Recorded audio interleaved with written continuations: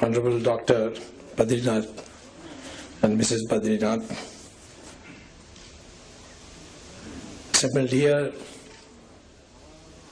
our society's most eminent people.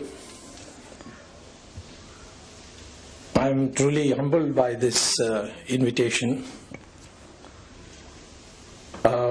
because I know that many of you have had long association with Paramacharya.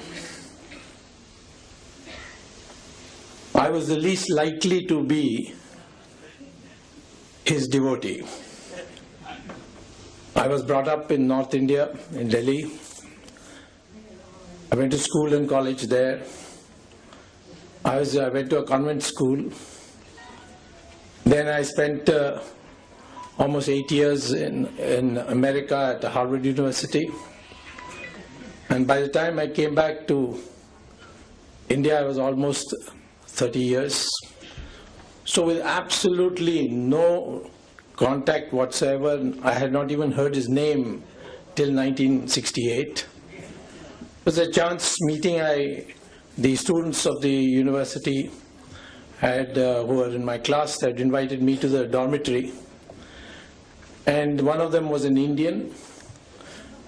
And he asked me whether I would come to his room before going to the function. So I went to his room. On the television was a photograph where I saw a beaming face, and I said, "Who is he?" He said, "He's the Shankaracharya of Kanchi." But nothing more happened, but that image etched in my mind for some reason. And the next time I saw Paramacharya's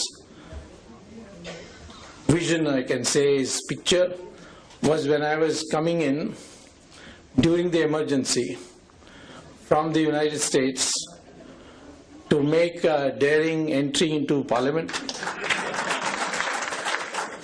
and then disappear again if I could. And at that time I was a proclaimed offender. My name had been sent to the Interpol on a watch-out notice. There was a reward on my head. It was the highest reward of that time, more than any of the criminals. And the plane was coming to Delhi. And my plan was, which everybody thought was mad, was that without luggage, I will just get down and walk through the airport as if I was a visitor in the airport. Of course, I was dressed in kurta pajama, looked like a youth congress ruffian. And I got down. Just as the plane was about to land, I again saw Paramacharya's photo. And I walked in. It's unbelievable that such things can happen, but I just walked in. I walked into the immigration. The policeman was sitting there, the immigration officer looking there. I had my parliament pass with me. I just put it out. And they assumed I must be a congressman, so they all saluted me. And I took a taxi and went and registered in a hotel. After that, of course, after a few days, I went into Parliament and again disappeared and went back to the United States. But I made one resolve, that I must one day go and see him as soon as the emergency is over. I had no idea emergency would get over so soon. But I made a decision. So when in 1977 the Janata had come to power, the Tamil Nadu elections to the assembly took place after the parliament election. So I was on a tour and I was passing through near Kanchipuram and I saw a hut and lots of cars and people. So I asked my party people, what is going on here? He said, no, the Paramacharya is sitting here. He's not in his mud, but he's in this hut. So I said, oh, then let me go and see him. So I went there and he was sitting there, a lot of people were there. There was a well also between us and him. And I went and stood there and peeped there. He saw me. He suddenly got up turned his back, went inside the hut and shut the door. So I said, obviously he doesn't like me. So let us go. So I moved on to go back to the car. Just as I reached the car, one of his people came running and said, Periva Kupadrar. So I went back and he asked me in Tamil, Unakku yaar adhikaram kodutha poradhukku? So I told him, that time my Tamil was much worse than it is today. I told him, Ninga ulla poitte, kadavu mooditte, pidikadhu nenichu naan kalambitten. He said, no, appadi illa, idu paakradhu idu thedradhukku ponen, he took out a paper cutting. It was from a magazine called Dinamani Kadir. It was in Tamil. He said, can you Tamil padikka theriyuma? I said, yeah, I can enough.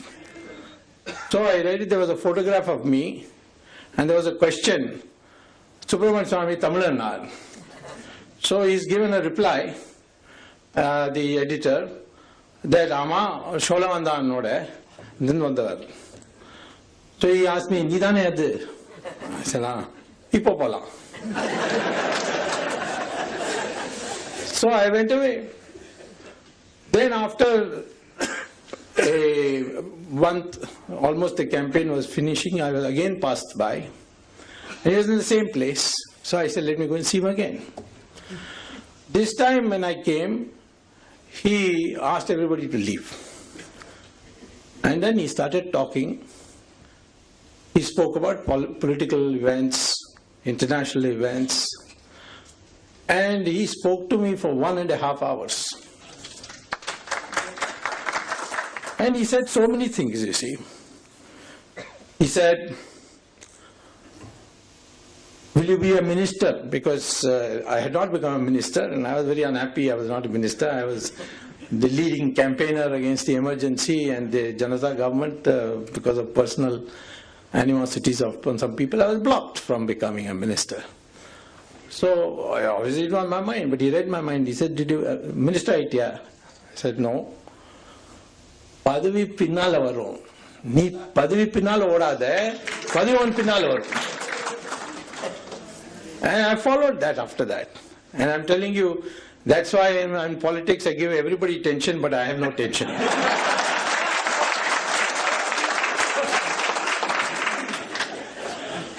Amongst the things he spoke to me about is அரசியல்ல எண்ணத்தை மாத்தணும் பதவி இல்லை.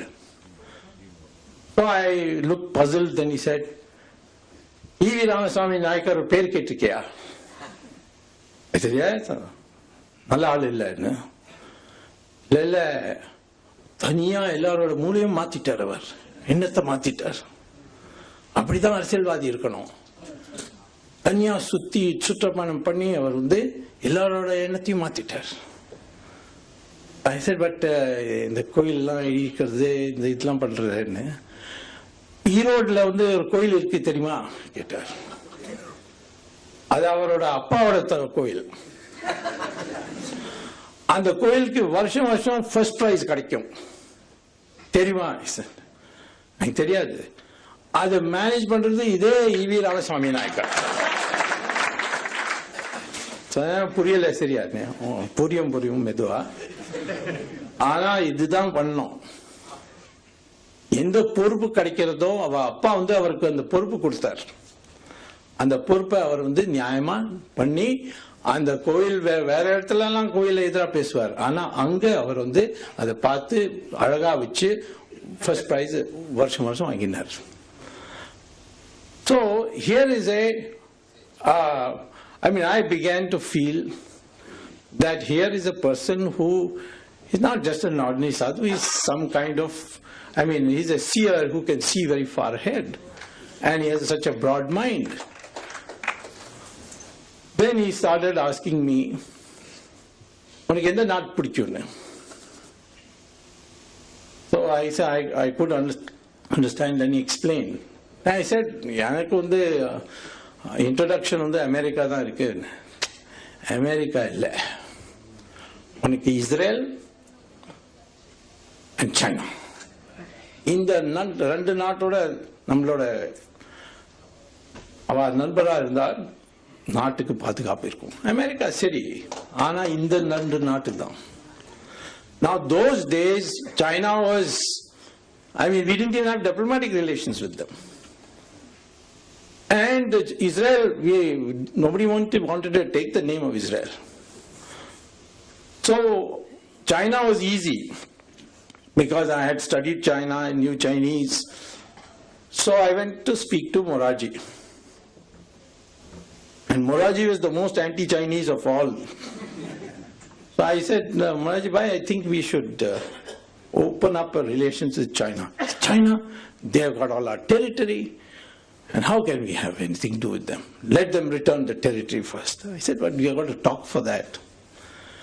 He said, what do we talk to them about? They won't even care for us. So I said, see, Russia and China are having a quarrel. Let us tell the Chinese we are non-aligned. If Russia and China have a quarrel, then we will not help either. So he said, who is going to tell? I said, you send your foreign minister. He said, no, you go first. Because you know the language, you can go talk to them. So as his emissary, I went first time to China, the first Indian politician after 1962 to China. I was received very well. I explained that the Prime Minister has asked me to say that if you have any dispute, military dispute, we shall be non-aligned. But our Prime Minister is doubtful whether you will reciprocate. So they told me there, we will reciprocate by a public statement. So their topmost leader, Deng Xiaoping, flew to Nepal, which had good relations, and made a public statement that we know now there's a new government of India, and it's an independent government, and we are ready to open talks with them, including on the disputed territory between our two countries. Till that time they used to say it is our territory. For the first time they said disputed. So Morarji asked me, what did you go and do? Some black magic there? I told, what could I tell him? I told him, Paramacharya told me open relations, and I did it. Of course, Morarji had great regard for him. So relations began to improve. One day, I remember somebody put the idea into my head that Kailash and Mansarovar is in Tibet. The doors are locked. The Chinese have closed it. So we must get it opened so that people can go. So I thought about it.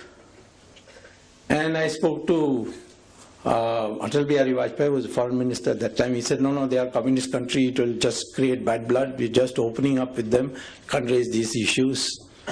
Then there was a general secretary of the party called Madhu Limai. He said, no, don't bring all these communal matters into our relations. So I went to Paramacharya and said, asked him about Kailash. He said, yes. So I went on a trip. And by then the Janta had broken, fallen, elections had taken place, Mrs. Gandhi had come back. So at that time I was invited to China by Deng Xiaoping for a visit. So before going, I talked to the External Affairs Ministry and all that, and I told them that I'm going to raise this issue of Kailash. They said, no, waste of time, they'll never agree. But Paramacharya said to raise it. So by then I had become his blind follower. If he said do, I would do. So I went to China, I met Deng Xiaoping, and I said to him that you must open this route for our pilgrims. I told him about Kailash Mansarovar. Now he had never heard of Kailash Mansarovar. He said, where is it? I said, in Tibet. He said, Tibet. Then he asked his officials. Then they gave him the Chinese name for Kailash Mansarovar. So he said, see, you want this to be for pilgrims. I'm ready to open it, provided you go there first. I said, why should I go first? He said, then you will know how difficult it is to go. If you go, I'm ready. So, of course, he was saying it in a joking way, but he said, you go tell your Prime Minister, Mrs. Gandhi, that we are ready to open relations with India, we are ready to open Kailash Mansarovar also. But you must go first. By the time I came back, I met Narasimha Rao, who's always been my good friend. He was foreign minister. I told him, I said, they're ready to discuss this. Their foreign minister is coming. Please raise it. And their foreign minister came, discussion took place, and then Narasimha Rao asked me, what magic have you done to these Chinese? They say, in an official meeting, Mr. Swamy should go first to Kailash Mansarovar. So Mrs. Gandhi agreed. I led the first delegation of 20 people. Now, of course, so many people are going. Only thing the Chinese leaders told me is that only Hindus can go. We will not allow Christians and Muslims to come there. I told Mrs. Gandhi that, and she said, well, she smiled and she said, okay, that's what we will do. We'll agree to that condition. Now, when I was to go, Indrajit Gupta was in the Communist Party, a great friend of mine. He had seen my wife in the library. She had come she's a lawyer, so she had come for seeing some parliamentary debates. He saw her and he says, your husband is going to go to Kailash. He'll be mad. He will fall on the way and die. What will you do? I don't know why he was trying to scare her. She came and asked me, why you want to go? You opened it, let the pilgrims go. I said, no, I will go because that's the condition. So I again went to Paramacharya. Before I went to Paramacharya, the dates fixed were such that it would be my birthday would come in between, and I had promised my two daughters, whom I had hardly seen in the emergency, I said that this birthday I'll be with you. And if I went on this trip, I could not go. So I went and told Paramacharya, it's going to be very difficult. Do you think I should go? Amma, pono. So I said, but my two daughters will be very disappointed. He said, just that much. So I went. It was terrific trekking. I had to walk. In those days, you didn't have anything. There was hardly any road. There were bushes. All the roadways were covered. I was the first after so many years. Anyway, I went there. And then on my return, it was, I crossed the border, India-Tibet border, around the 13th evening. And there's a helipad for the military and just after you cross it. It's called Lipu Lake. Just there, it's called Kalapani actually, the exact place is where there's a Shiva temple also there on our side. So I spent the night there and I said, my God, what my daughters will think of me, because I had not told them I'll not be back. Now, when I woke up in the morning, I got the military people who were controlling that Kalapani, they came and gave me a telex from Delhi.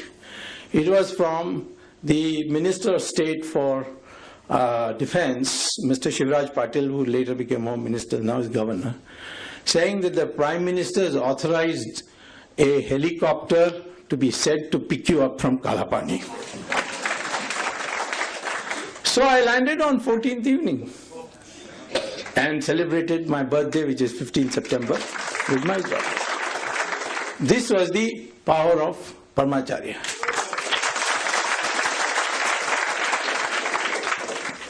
Then in 1988, I decided to go to Kachatibu because these fishermen were going on giving me petitions that the Sri Lankans are firing on us, they don't let us. The best prawns are available on the around that island. So they go fishing there, and then the Sri Lankans used to fire on them. So I said, okay, because it was part of our treaty when we gave Kachativu that the fishermen can fish there, dry their nets there, and there was a church also there, St. Anthony's. So in fact on St. Anthony's Day you could go and worship there for Christians and all that. So I told the fishermen I'm ready to come. So I announced that I would go. So I landed up in Madurai to go to Rameshwaram, then to take a boat and go to Kachativu. And when I landed in Madurai, the then DGP of Tamil Nadu Police, a man called Ravindran, called me up and he said, the Chief Minister has asked you to be arrested. So I said, arrested what? This is to prevent you from going there. There will be some galata, the LTT people are very active there, they will kill you and all that. So I said, then how am I responsible? If they are responsible, do something to them. He said, no, we are putting you up in Tamil Nadu hotel and you can't leave it unless you promise to go back to Delhi. Otherwise you will be there. So I was put up there for 2 days. After that I was getting bored. So I finally phoned up the DGP and said, I'm ready to go back to Delhi. So he said, okay. And I said, what is this? I mean, Kachativu, your farmers, the fishermen are suffering. He said, this is, you know, how it is. There's a lot of politics, and MGR is good friends with Prabhakaran. At that time he was. And therefore, you can't go. So I came back and I was about 6 hours left. So I said, let me go to Kanchipuram and tell Paramacharya this. So I went to Paramacharya, I said, Kachativu Portka Vata and Rolla put in the jail put. Said, you never know na Delhi la poi Supreme Court la case podu. I said, arresting Tamil Nadu police and go to Supreme Court. But he has said it, so I went. I told my wife, who normally does all my drafting work, because she's a lawyer. I said, listen, I have to put a case against my arrest in the Supreme Court. She said, don't be crazy. You go to a magistrate in Madurai and file a case there, or a sessions judge, but you can't go to Supreme Court. They'll make fun of you, they'll put costs on you, so on. I said, Paramacharya said, so you draft. She said, I will be insulted. People will say, what kind of a lawyer you are? You allowed your husband to file such a ridiculous petition. So I said, you don't come. You file it, give it to me, and I'll go and argue. So anyway, she came, and when I sat in the court, 15 minutes before the judge came, it was Justice Venkatramaya, all the other lawyers who know me, senior lawyers, he asked me, why you come? I said, the MGR arrested me in Madurai, so I've come to challenge that. He said, you come to Supreme Court, they will rebuke you, the judges will put a fine on you. I mean, this is, total lack of respect for the Supreme Court. I said, I can't do it. I mean, I can't help it. I've decided to do it. Now in comes Venkatramaya and sits, and at that time the government Solicitor General was a man called Kuldeep Singh. He later became a judge himself. So he got up and said, Your Lordship, this petition is an insult to the Supreme Court. I mean, some arrest is taking place, it's coming straight to Supreme Court without even going to the magistrate there. So Venkatramaya says, Mr. Kuldeep Singh, why was he arrested? So Kuldeep Singh taken aback. Tomorrow you'll arrest all the Tamilians in Delhi and say, go back to Tamil Nadu. Now Kuldeep Singh couldn't understand. So he said, no, there was a danger to his life from LTT. He said, then arrest the LTT people. How you arrested him? So then Kuldeep Singh said, please give me 24 hours. I'll take instructions from the government and come back. Next day he came back and he said that I have been asked to convey by the Prime Minister, that time Rajiv Gandhi, that Mr. Swamy can go and we'll make arrangements. So I went back. I told Paramacharya that, I have been successful and all. He said, yes, go on, go. But I always used to see Paramacharya with my shirt on, so that Pujari, and that man was standing next to him, said, Chattar Tungo. So Paramacharya said, hey, Bhadrama ire, you are unga melium case poturar.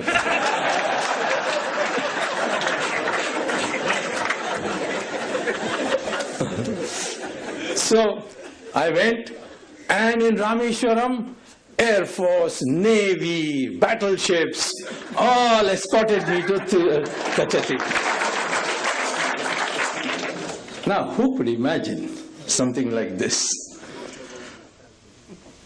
Now, one day, in 1990, I think, there was a big celebration in Kanchipuram, Paramacharya's birthday in May. And suddenly, I got a summons that I should come. So I went to Kanchipuram. And there, of course, I saw him, he didn't say anything. But then I was told by the people there that there's going to be a function where you and Rajiv Gandhi both will address the meeting. Now, naturally, Congressman, I was a great critic of the Congress. I knew Rajiv, but there was no friendship. I was surprised. So I went to that function later on. 2 days, 3 days later, Rajiv and I addressed the meeting. And as a consequence, we became extremely good friends. And obviously, Paramacharya had something in mind, because the VP Singh government was tottering and he wanted an alternative government.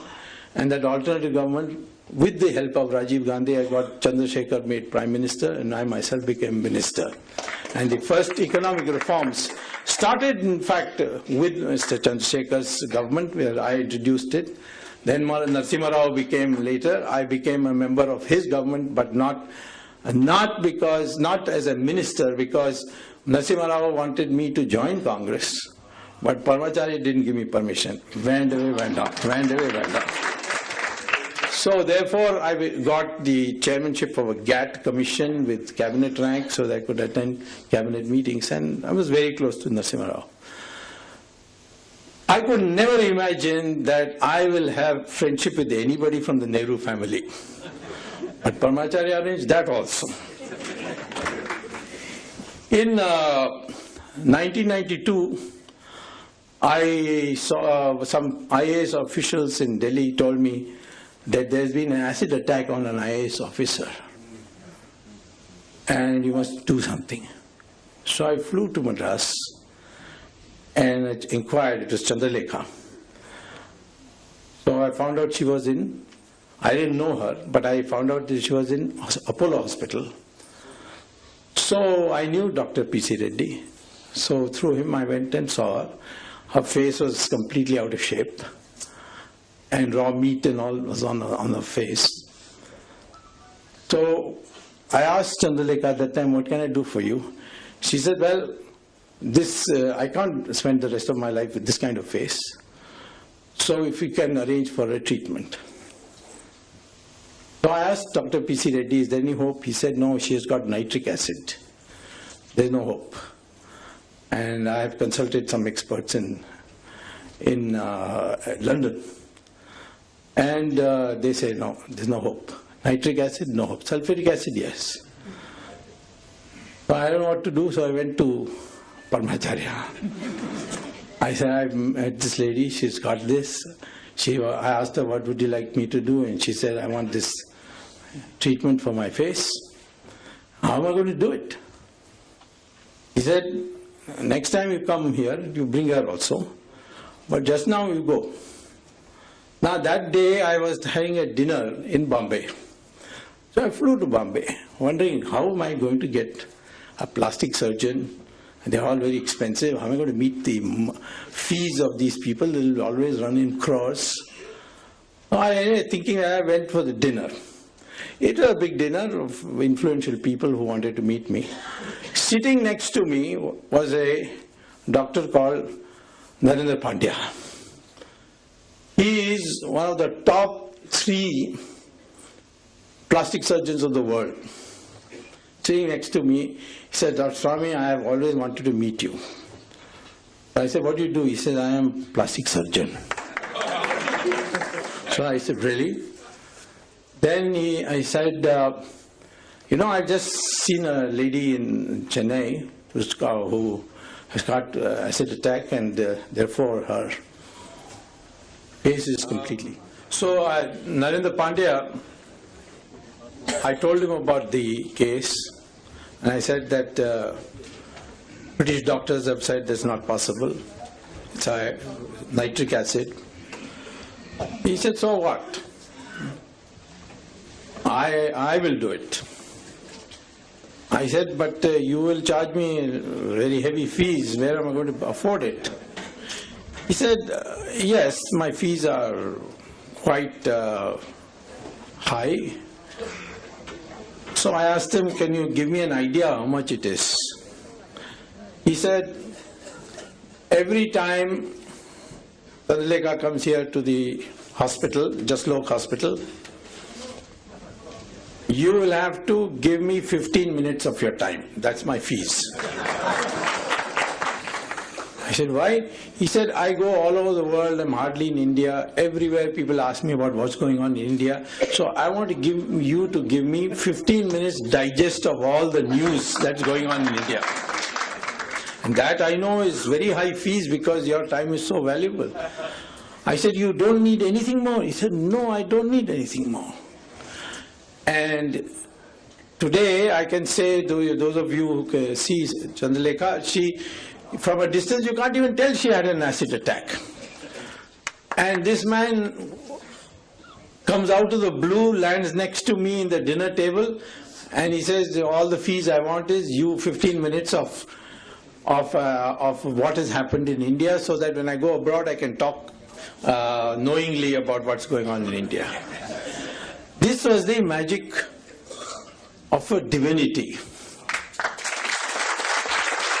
If there was a person who walked on this earth, at least I don't expect that we'll see for many, many years anyone like him, Paramacharya, because his depth of knowledge on everything.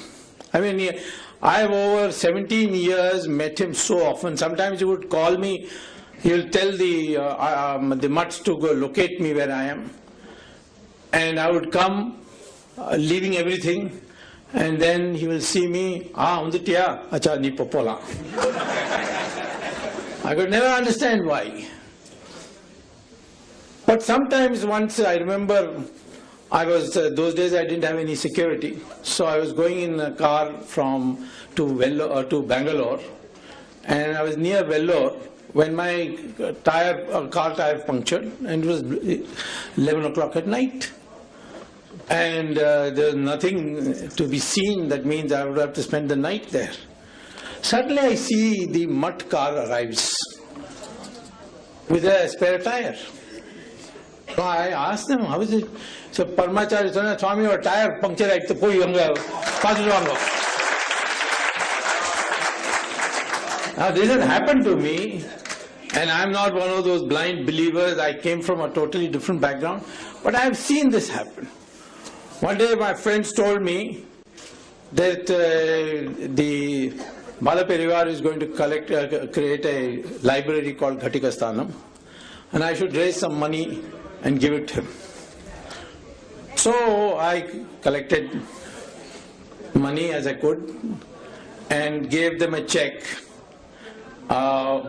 Made out a check and I gave it to Paramacharya. This Ghatikasthanam ka na unde collect panni kuduthirken. She looked at it, Janata Party. I said, Janata Party check. Nee kachi narthathukku piche vaangi dane panatha seikra. So, of course, I don't take commissions, so I ask people to give me small amounts. பிச்சை வாங்கிட்டு நீ எதுக்காக வந்து கொடுக்குற? பிச்சை வாங்குறவர்களுக்கு அந்த பிச்சையில இருந்து பணம் கொடுக்க கூடாது. இனிமே எப்பயும் டொனேஷன் கொடுக்க வேண்டாம். So after that I have never given donations, only asked people for giving me money. So it was a comprehensive. Today many people ask me how you have got so much, how you are so fearless. I would say, perhaps if I had not met Paramacharya, I would be like anybody else. And in the darkest hour, I think of him and some way opens up. So I would say that today all of you are bhaktas of Paramacharya. It's a great privilege to be here with you. The last thing he told me, I remember, before he attained Samadhi, that the country is free, but it is not independent. Then I went through his thing. That was his message on 15th August 1947 also. It's there in his writings. He had said in a message to the nation on 15th August 1947, we have attained freedom, but we have to now attain independence. And I think today the greatest contribution we can make to this country is to make it independent of all bondages. And that is the message. I feel totally. People ask me, how come you don't have any tension? Because I think of Paramacharya, he's taken my tension away. Whatever is to happen will happen. And this is the strength of Indian society. That all through history, whether it's the Vijayanagaram Empire, which had the Shingari Acharya, or whether it's Shivaji, who had Swami Ramdas, all have been guided by spiritual leaders. And one message of all of them has been, and Paramacharya told me many times, that a society can be stable and happy if there is a harmonization between material prosperity and spiritual advancement. If you have spiritual advancement but no material progress, then that also won't survive. But if you have material prosperity without spiritual advancement, it will lead to greed, and that society will be destroyed. Today, when we see richest of the richest people from America coming to our sadhus and sannyasis, you see them in Sri Ravi Shankar's ashram or Swami Dayananda Saraswati's ashram, you see them all over. Why? Because in order to attain true happiness, we must be able to blend or harmonize material progress with spiritual advancement. That is the strength of India, that is its history, and that, in my opinion, is the bottom line message which I got from Sri Paramacharya.